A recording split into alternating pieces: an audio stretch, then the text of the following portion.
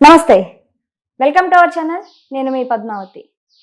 కుంభమేళాలో Mona Lisa అంటే తెలియని వాళ్ళంటూ ఎవ్వరు లేరు. ఈ మధ్య కాలంలో ఆమె బాగా ట్రెండ్ అవుతుంది. మరి అంత ట్రెండ్ అయ్యింది అంటే దానికి తగ్గ కష్టం కూడా ఎంతో కొంత ఇప్పుడు పడుతుందనే చెప్పుకోవచ్చు. అయితే ఆమె ట్రెండ్ అవ్వడమే ఆమెకి శాపంగా మారింది అని అంటున్నారు. మరి ఏంటి అసలు ఏం జరిగింది?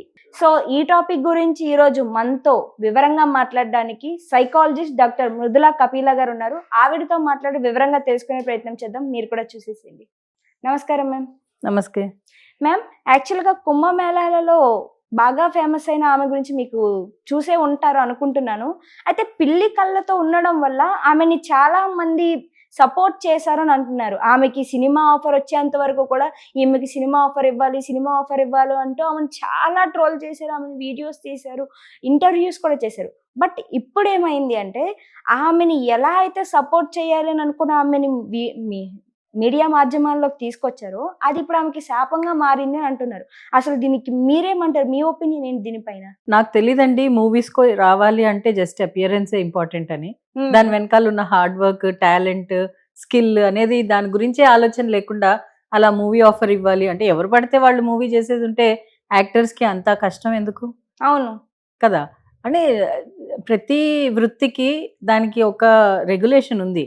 దానికి కొంచెం అభ్యసించాలి. Some skill you have to learn.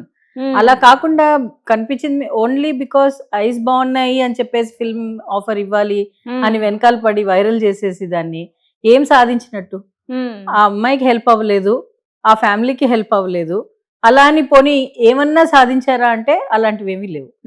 అది ఒక ఫ్యూటైల్ ఎఫర్ట్, ఏమి పనికిరాని ఒక ఎఫర్ట్. వాళ్ళ ఓన్ సోషల్ మీడియాలో వాళ్ళ ఓన్ లైక్స్ లేకపోతే వాళ్ళ ఓన్ ఫాలోవర్స్ ని ఇంక్రీజ్ చేయడం కోసం ఇలాంటి పద్ధతి చేస్తున్నారు. ఈ మధ్య చాలా చాలా ఫ్రీక్వెంట్ గా అవుతోంది. అండ్ ఆ అమ్మాయి పరిస్థితి ఆలోచించండి. ఆమెకి ఇంట్రెస్ట్ ఉందో లేదో తెలీదు, ఆవిడ లైఫ్ ఏంటో తెలీదు, అడిగి చేశారో అడగకుండా చేశారో కూడా తెలీదు. ఇలా అసలు అంటే ఒక లిమిట్లెస్ గా బౌండరీస్ లేకుండా మనం బిహేవ్ చేస్తే మనతో బిహేవ్ చేసే వాళ్ళు కూడా అలాగే ఉంటారు. మనం బౌండరీస్ సెట్ చేస్తే వాళ్ళు బౌండరీస్ సెట్ చేసుకోగలుగుతారు. ఇప్పుడు మీరు చెప్పినట్టు అమ్మాయి అక్కడి నుంచి వ్యాపారం చేసుకోవడానికి వచ్చి పూసలు అమ్ముకునే ఆవిడ ఇప్పుడు అది పొట్టకూటి కోసం వచ్చిన ఆవిడ వెళ్ళిపోయింది అంటే ఎంత ఘోరమైన పరిస్థితి. ఒక సర్వైవల్ వాళ్ళకు ఒక సర్వైవల్ జాబ్ని మీరు తీసేసినట్టయింది. అటు అంటే ఒక వీడియో వైరల్ అవ్వాలి అంటే దాని వెనకాల ఆబ్జెక్టివ్ ఏంటి అసలు? అది చేస్తున్న వాళ్ళ ఆబ్జెక్టివ్ ఏంటి? ఓన్లీ వాళ్ళని ఫేమస్ చేసేయడమేనా? లేకపోతే వీళ్ళు అంటే తీసేవాళ్ళు లేకపోతే పోస్ట్ చేసే వాళ్ళ కోసం వాళ్ళ అకౌంట్స్ కోసం యూజ్ చేసుకునే ఒక ఎగ్జిబిటా? అంటే మ్యూజియంస్లో పెట్టే ఎగ్జిబిట్ లాగా చేశారు ఆ అమ్మాయిని. That's very very bad. ఒక రెస్పెక్ట్ లేకుండా, ఒక మనిషి అన్న వాల్యూ హ్యుమానిటీ లేకుండా అలా బిహేవ్ చేయడం ఇస్ రాంగ్. ఇంకోటి వచ్చేసి మ్యామ్, పోనీ ఆ అమ్మాయిని సపోర్ట్ చేశారు అని అనడానికి బిజినెస్ ఏమైనా ఇంకొంచెం ముందుకు వెళ్ళడానికి సపోర్ట్ ఇవ్వండి. సో వీళ్ళు ఇలాగ ఎక్కడ పడితే అక్కడ అమ్ముకునేలా కాకుండా వీళ్ళకంటూ ఒక స్వంతంగా ఒకటి ఏదైనా క్రియేట్ చెయ్యండి అని చెప్పడం వరకు ఓకే. బట్ తనకి ఇంట్రెస్ట్ ఉందో లేదో తెలియకన్నా తనని సినిమాల్లోకి తీసుకుంటా. రెండో వచ్చేసి బాలీవుడ్లో కూడా ఆఫర్ ఇచ్చారు అని అనేసి అంటున్నారు డైరెక్టర్ గారు.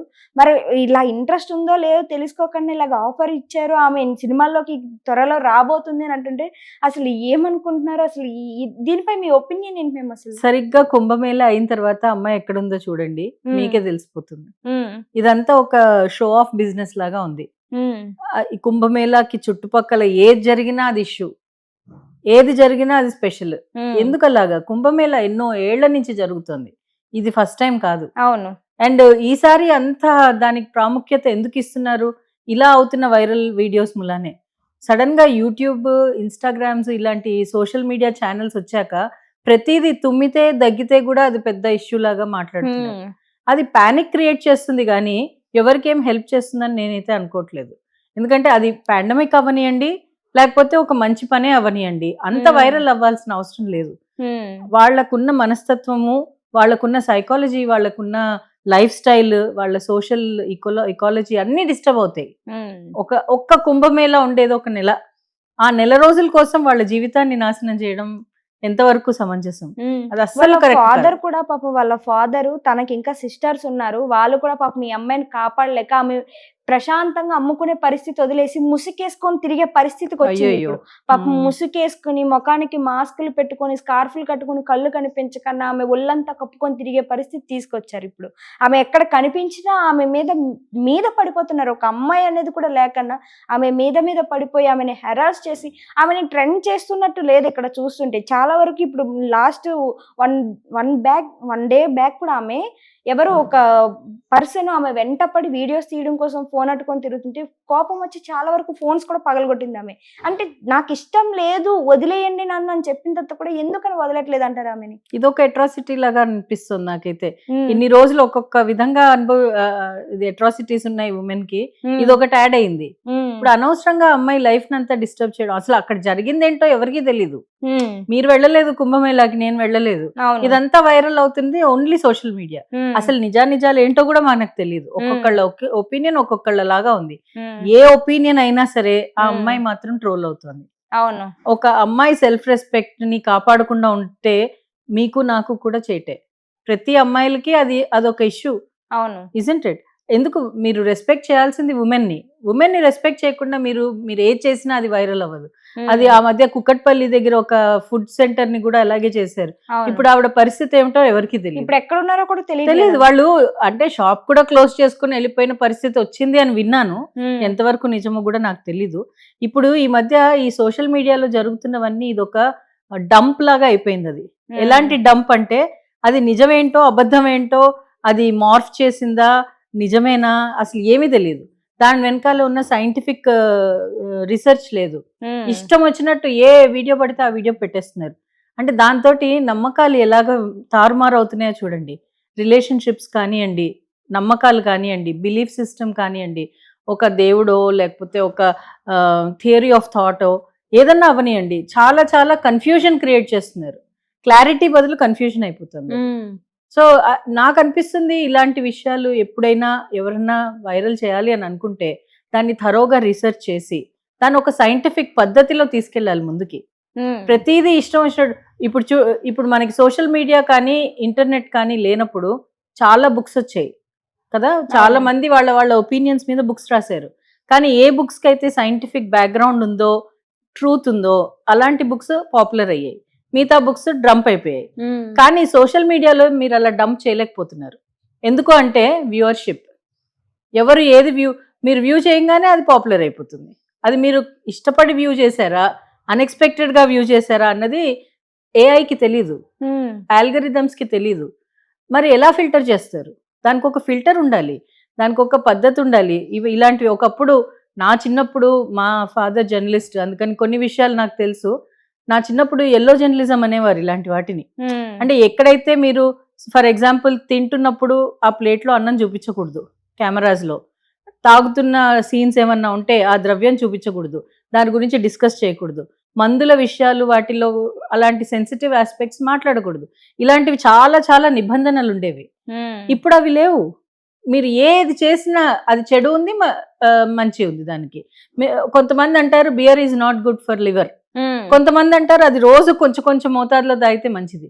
ఏది కరెక్ట్? ఇప్పుడు ఏది కరెక్ట్ అని నేను చెప్పగలుగుతాను? అంటే ఏ డాక్టర్ అయినా సరే, ఎవరైనా సరే మనుషుల లివింగ్ స్టైల్ని ఒక పద్ధతిలో తీసుకురావాలి, హెల్త్, వెల్త్, ప్రాస్పెరిటీ సరిగా ఉండాలి అని ఆలోచిస్తారు. కానీ ప్రాబ్లం ఏమవుతుంది అంటే ఈ కన్ఫ్యూజన్లో అసలు నిజమేదో అబద్ధమేదో. కొంతమంది అంటారు 250 షుగర్ ఉంటే చాలా హై, కొంతమంది అంటారు ఏం పర్వాలేదు అది నార్మలే. ఏది నమ్మాలి? రాత్రిపూట కొన్ని ఫాస్టింగ్ పద్ధతులు చేయాలి అది మంచిది అంటారు. కొంతమంది అలా చేశారంటే లాంగ్ టర్మ్ బ్యాడ్ ఎఫర్ట్స్ ఉన్నాయి. ఏది కరెక్ట్? మనకింత కన్ఫ్యూజన్ క్రియేట్ చేయాల్సిన అవసరం లేదు. కానీ ఏమవుతుంది అంటే నా సెల్ఫిష్ కోసం నేను క్రియేట్ చేస్తున్నా, నా వీడియో అందరూ చూడాలి, ఇంతే ఆలోచన ఎవరికైనా. వాళ్ళు చేస్తున్నారు, దాని వెనకాల ఏముంది, ఎవరు ఇన్ఫ్లుయెన్స్ అవుతున్నారు, ఏమీ పట్టించుకోవట్లేదు. నాకు అనిపిస్తుంది మన బ్రాడ్కాస్టింగ్ పద్ధతులు బౌండరీస్ సెట్ చేయాలి. కంపల్సరీగా ఈ విషయాలలో ఏది నిజము ఏది అబద్ధం అనే ఫ్యాక్ట్ తెలిసిన తర్వాతనే అది పోస్ట్ అవ్వాలి. యాజ్ సచ్ మనకు చాలా కన్ఫ్యూజన్ ఉంది. సోషల్ మీడియా హ్యాండిల్స్లో డిపెండ్ అయిన వాళ్ళం మనం అందరం, ఇంక్లూడింగ్ మీ. ఎందుకంటే అందరం చూస్తూనే ఉంటాం ఆ మొబైల్స్. ఎంత రెస్ట్రిక్ట్ చేసుకోవాలి. అండ్ ఇందులో ఏమవుతుంది అంటే రియల్ లైఫ్కి డిఫరెన్స్ తగ్గిపోతుంది. అందరూ రియల్ లైఫ్ ని మర్చిపోయి రియల్ లైఫ్ లో బతుకుతున్నారు. అవును. ఎప్పుడైతే రియల్ లైఫ్ లో బతుకుతామో అన్ని ఇల్యూషన్సే, రియాలిటీ లేదు, ఇమాజినరీ థింగ్స్. నేను ఇమాజిన్ చేసుకున్నాను, సో అండ్ సో అయింది, అక్కడ సో అండ్ సో ఎగ్జాంపుల్ ఇచ్చారు, అది కరెక్ట్ అయితే నాది కూడా కరెక్టే.